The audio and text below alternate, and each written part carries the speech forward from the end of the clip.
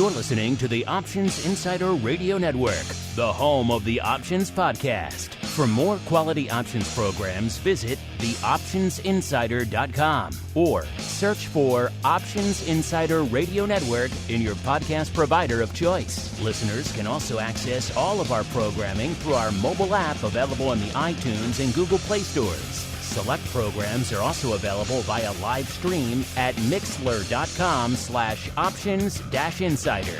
That's mixlr.com/options-insider. Don't forget to follow along with your favorite programs and submit your own questions for the hosts at twitter.com/options, stocktwits.com/options, facebook.com/theoptionsinsider, or via questions at theoptionsinsider.com.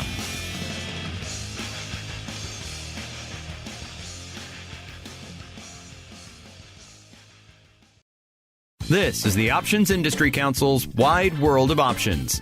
Before we start today's show, listeners should know that options involve risk and are not suitable for all investors. Individuals should not enter into an options transaction until they have read and understood the disclosure document, characteristics and risks of standardized options, available by visiting the OCC.com or by contacting your broker, any exchange on which options are traded, or the Options Clearing Corporation at 125 South Franklin Street, number 1200, Chicago, Illinois, 60606. The Options Industry Council is an industry resource provided by the Options Clearing Corporation, collectively OCC. Any strategies discussed are strictly for illustrative and educational purposes only and are not to be construed as an endorsement or solicitation to buy or sell securities. Commissions, fees, margins, interest, and taxes have not been included in any of the examples used in this show. These costs impact the outcome of all stock and options transactions. Consult your tax advisor about any potential consequences. OIC was created in 1992 to educate investors and their financial advisors about the benefits and risks of exchange-traded equity options, and the Wide World of Options radio show is one of several resources investors can utilize to learn more about options. Other resources OIC offers include webinars, articles, and self-guided options-related coursework. For more information, check out www.optionseducation.org. Now, here's your host, Mark Benzaquen. Hello, everyone, and welcome to an all-new episode of OIC's Wide World of Options. I'm your host, Mark Benzaquen. For February, we'll be highlighting the Greeks, which are key pricing factors that can help investors make sense of their risk and option values. And to help us make better sense of these concepts, we're off to the Great White North with a stop in Toronto, Ontario, to visit with Ankit Mehra of Mehra Wealth Management and CIBC Private Wealth Management. Ankit, thanks so much for joining us and welcome. Thank you so much, Mark, for the opportunity. Ankit, again, I appreciate you joining us, so thanks so much. Let's go ahead and start at the beginning. When it comes to new investors, and that's typically our focus here at OIC, those new to options. So when it comes to new investors, how would you summarize to them the concept of the Greeks in the sense of, as a generalization, how do you explain the concepts of what the Greeks are and how they affect investors? Absolutely. With the option Greeks, in essence, they're like a crystal ball for option trading. I mean, it's always nice to know where the markets will be in the future, but no one really has that crystal ball ready. But they, in a way, allow for an investor to position for what the future could look like because they provide information on what the option value could look like based on a set of assumptions.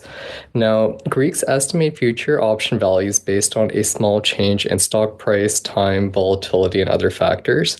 And the five main Greeks are Delta, Gamma, Theta, Vega, and Rho.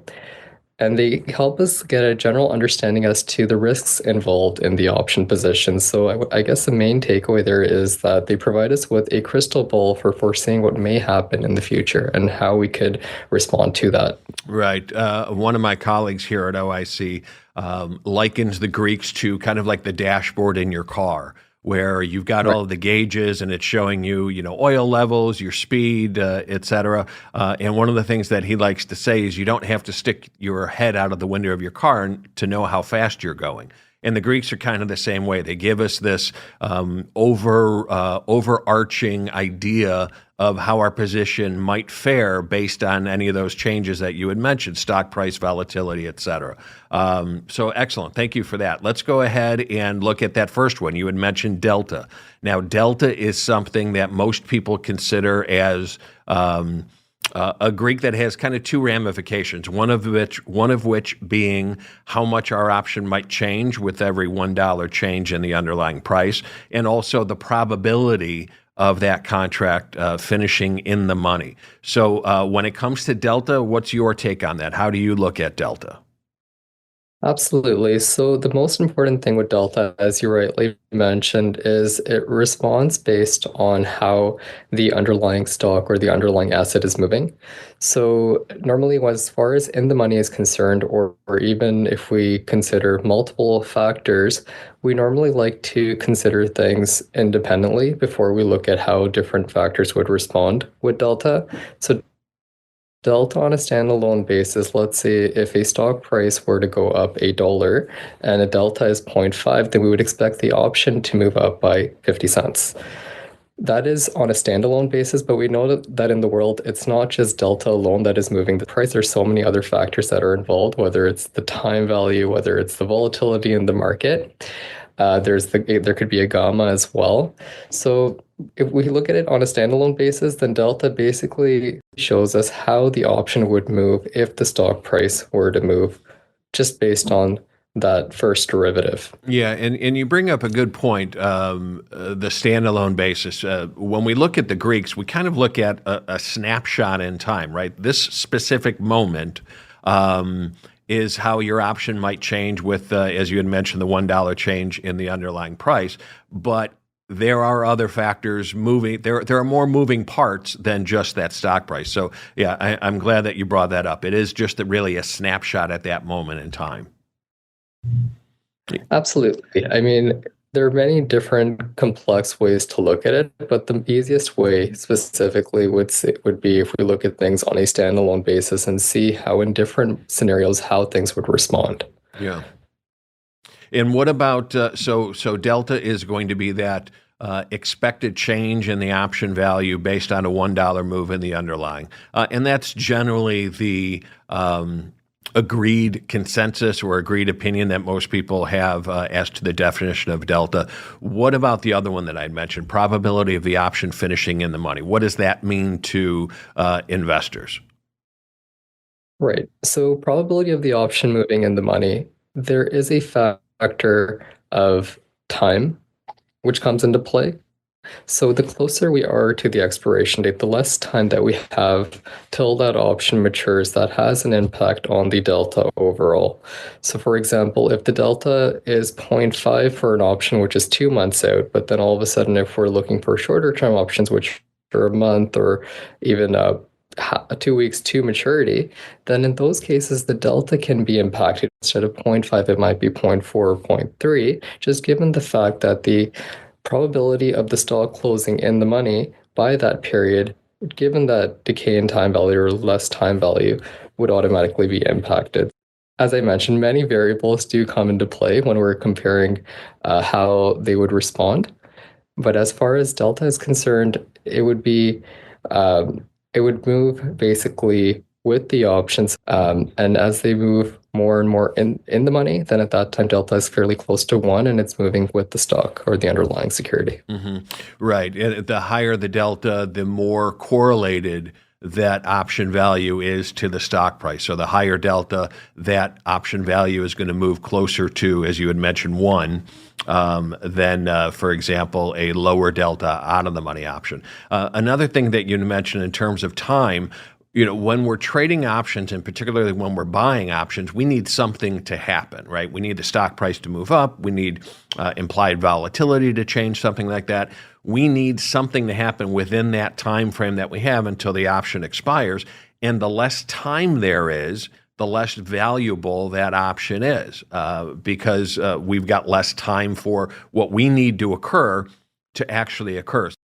Another thing that we look at delta is people equate it to the speed at which our option value is going to change. If we have an 80 delta, that option is going to move 80 cents for every dollar that the stock increases. If we have a 20 delta, it's only going to move by 20 cents. So some people look at delta as the speed at which that option is going to change. And that leads me into the next topic, which is gamma. A lot of people look at gamma as the acceleration. If delta is the speed, gamma is the acceleration of that change. So if you would, take us through gamma. How do you explain that to investors? Absolutely. So gamma specifically mentions how delta would change based on the move in the price of the underlying asset. And that's a great example. It's basically the accelerator on that dashboard. Right. So going back to the original example, if a stock were to move $1 and the delta is 0.5, then naturally the option would be moving by 50 cents once the stock is moving up by $1. But gamma specifically shows how delta would change if that price change were to happen. So gamma, let's say, could be 0.05. So if the stock price were to move $1, in addition to the 50-cent move on the option from the delta, the gamma would also shift that delta higher because that stock has moved $1. It would also move the delta from 50 to 55 because it is basically the second derivative. It is showing how the delta would change as the price of the underlying is changing. Now, gamma tends to be highest when those options are at the money, and they tend to be lower when the options are moving further and further out of money. Mm-hmm. Now, to specifically explain that basically means when, the delta is more volatile, or it's higher when the stock is at the money or in the money. But if the option is out of money and delta is very low, then the delta is moving less, so which makes the gamma overall very low for out of money options. Mm-hmm. Okay, excellent. Let's move on to the next one, theta, which I think is something that most people can, relatively easily understand. We were mentioning earlier, for example, when you're buying an option, you need something to happen within that time frame, and as that time frame shrinks, that option is going to lose value, and that loss in value we call time decay, which is represented by theta. So take us through that, if you would, please. Absolutely. So theta is essentially, as you mentioned, it measures the change in the price of an option from a passage of 1 day in time. And theta tends to be negative, which basically means if an option is worth, let's say, $1, and then there's a month to expiration, for every single day that's passing, there's a theta decay. So if, let's say, theta is 20 cents.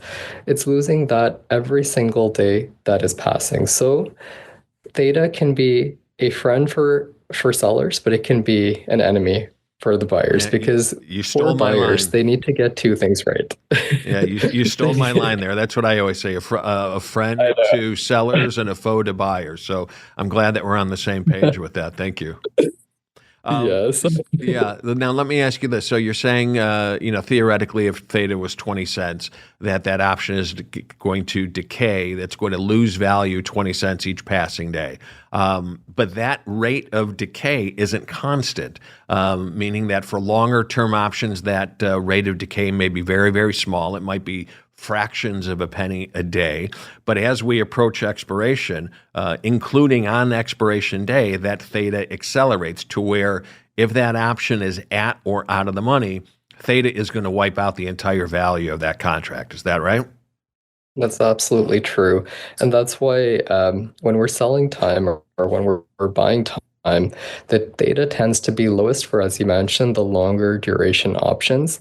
The impact is not huge, but then if they're very short-term weeklies, these days they're talking about daily options, right, and monthly options, the theta tends to have a much widespread impact on the value of the option, which can make it very positive for an option seller because they're looking for that theta decay. Mm-hmm. But it can be an issue for the buyers who must ensure, who not just must ensure, that they may not necessarily be guaranteed that the stock will move in their direction in that small duration time, which which is why Theta can be an enemy for the buyers of those options because they need to get the direction right in such a small time period. Right, right. And as you had mentioned, that the shorter that time period, as you know, you've got a 30-day option, and then now all of a sudden a week passes by and another week, et cetera, that unless something else happens, as we had mentioned, unless the stock price increases or unless implied volatility changes, that option, which may have cost $1 at inception, is now worth 50 cents, or now it's worth a quarter, and it keeps eroding, decaying each and every day until there's nothing left, assuming that things don't go right. So as you had mentioned, buyers, something has to happen in order for that value to increase because they're fighting decay, that time decay each and every day. Which, you know, again, to me, it kind of makes it seem like the concept of time decay is more inherently maybe understandable by option buyers and sellers because they can realize that, you know, just like anything else, or I should say, just like many other things, an option is a depreciating asset. So each and every day it's going to be worth less and less unless something else happens to make it worth more. So good on that topic. Thank you so much. Next one, Vega. This Vega goes hand in hand with implied volatility, which for new investors is certainly a concept that I think might be over their head a little bit. So let's kind of look at this in layman's terms. Implied volatility, what is it?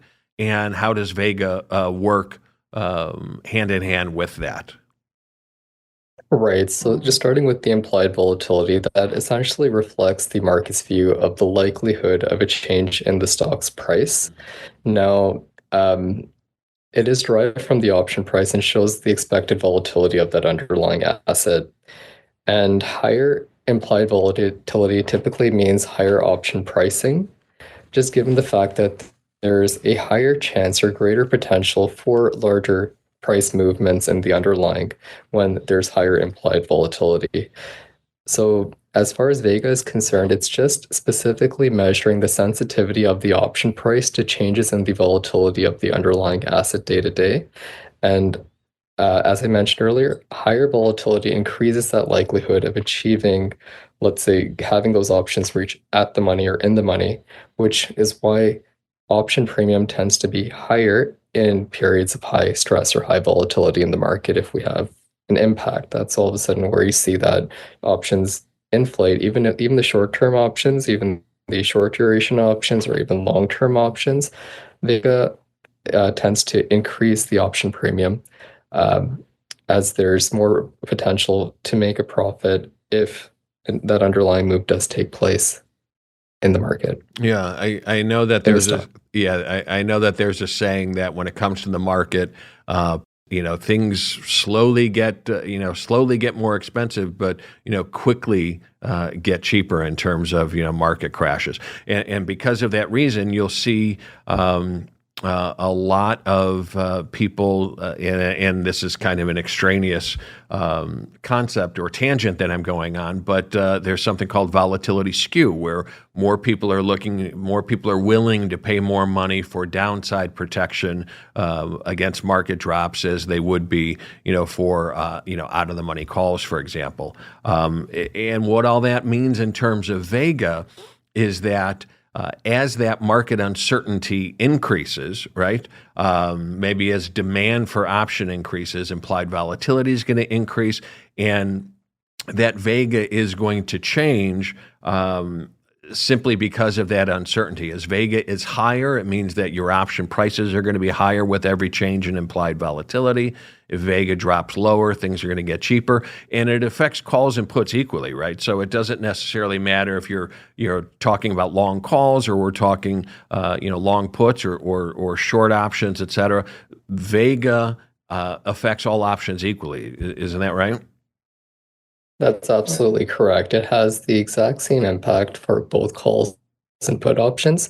It can increase Vega, so volatility increase can actually increase, or it can also decrease. If there's a decrease in volatility, then the premium collected or paid for calls or puts would change the same way, in the same direction of the volatility. Right.